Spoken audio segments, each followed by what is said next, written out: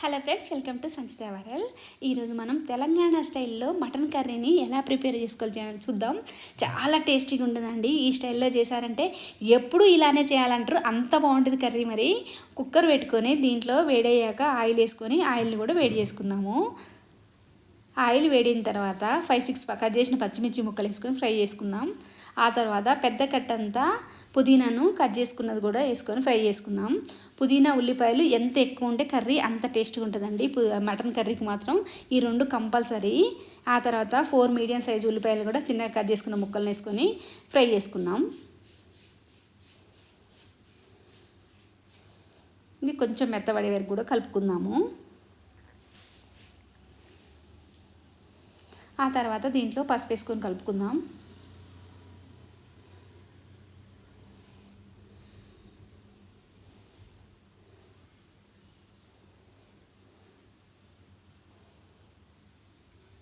దీని పచ్చివాసన కూడా పోయిన తర్వాత దీంట్లో ఫ్రెష్గా అప్పుడే పట్టిన అల్లం వెల్లుల్లి పేస్ట్ 1.5 స్పూన్ వేసుకొని కూడా కలుపుకుందాము. నాన్ వెజ్ ఘాటన్నా అల్లం వెల్లుల్లి పేస్ట్ మాత్రం కొంచెం ఎక్కువే పడుతుందండి. మామూలు కర్రీలలా కాదు, దీంట్లో కొంచెం ఎక్కువే వేసుకోవాలి. ఇది కూడా పచ్చివాసన పోయే వరకు కూడా ఫ్రై చేసుకుందాం.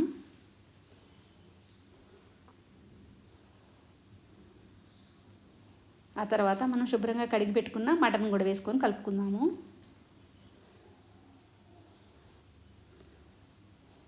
ఈవెన్గా దీన్ని మంచిగా ఆయిల్ మొత్తం పట్టే విధంగా, పచ్చివాసన పోయే విధంగా బాగా ఆయిల్లోనే కొంచెం ఫ్రై అయ్యేటట్టుగా కలుపుకొని పెట్టుకోవాలి.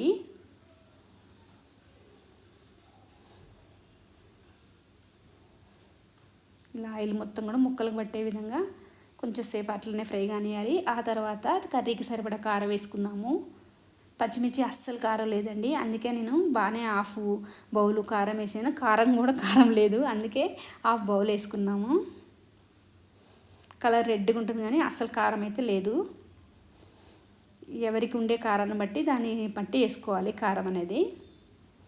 ఇలా ఈ కారం మొత్తం కూడా ఈవెన్గా ముక్కలకు పట్టే విధంగా బాగా కలుపుకోవాలి. ఆ తర్వాత దీనికి సరిపడా సాల్ట్ వేసుకుందాం.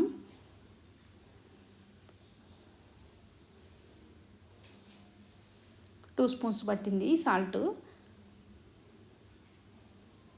పెద్ద స్పూన్తోనే 2 స్పూన్స్ వేసి ఈవెన్గా కిందికి పైకి కలుపుకుందాము.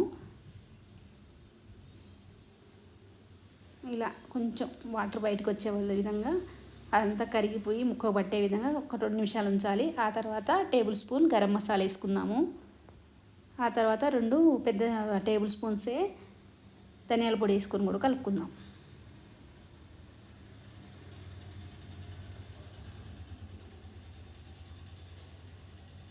ఈవెన్ కిందికి పైకి కలుపుకుందాము. ఇది కొంచెం మసాలాలన్నీ పట్టే విధంగా కొంచెం సేపు ఫ్రై కానివ్వాలి. ఒక 5 మినిట్స్ అట్లా ఫ్రై కానిద్దాము.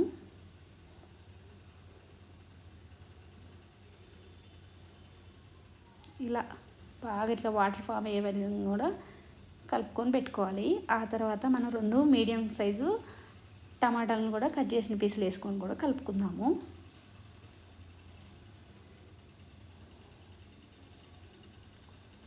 ఈ టమాటాలు కూడా పచ్చివాసన పోయే విధంగా కొంచెం మెత్తగా ఉడికే విధంగా అటు ఇటు కలుపుకొని కొంచెం షేప్ అనేది చేంజ్ అవుతుంది కదా, ఆ తర్వాత వాటర్ పోసుకుందాం. దీంట్లో ఒక 1/2 లీటర్ వాటర్ సరిపోతాయండి ఈ కర్రీకి.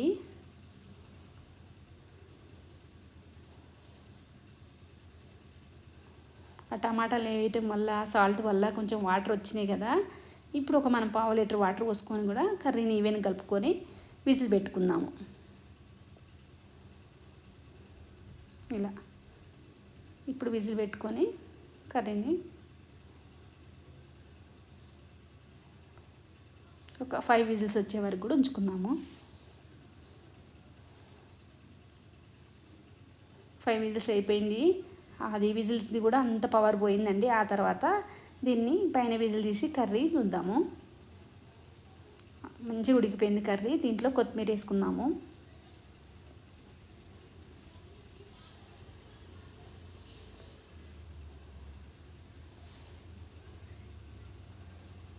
దీన్ని కూడా ఈవెన్గా పచ్చివాసన పోయే విధంగా కలుపుకుందాం.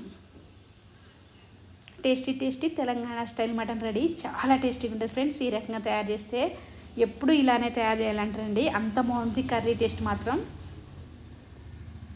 Please like share subscribe my సంచిత వరల్డ్ ఛానల్.